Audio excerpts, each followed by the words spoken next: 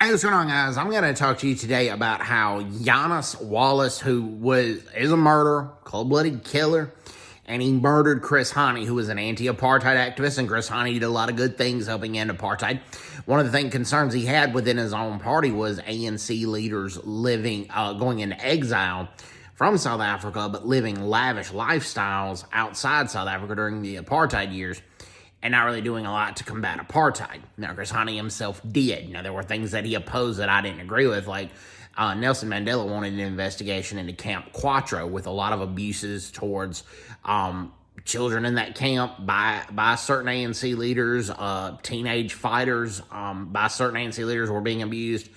There was a lot of unnecessary physical discipline that happened in the camp, so Chris Hani didn't want the Commission of Inquiry to investigate that. Mandela wanted that, but Chris Hani did not. So there were things that Chris Hani did that I didn't agree with, but overall he did a good job fighting apartheid. However, he was murdered in cold blood in 1993.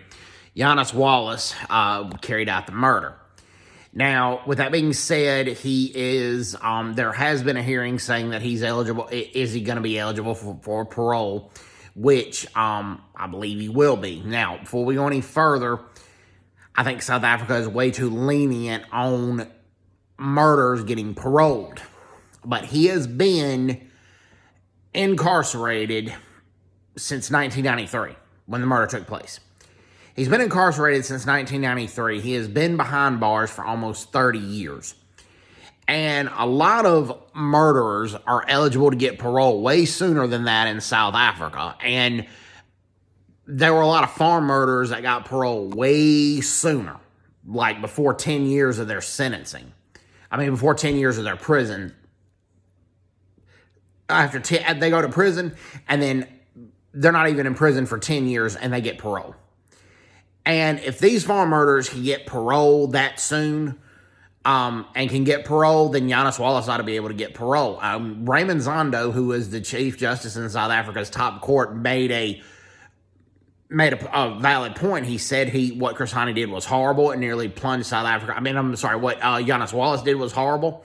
It nearly plunged South Africa into civil war. What Janusz Walus did was very evil. But based on South Africa rules and laws, he ought to be eligible for parole.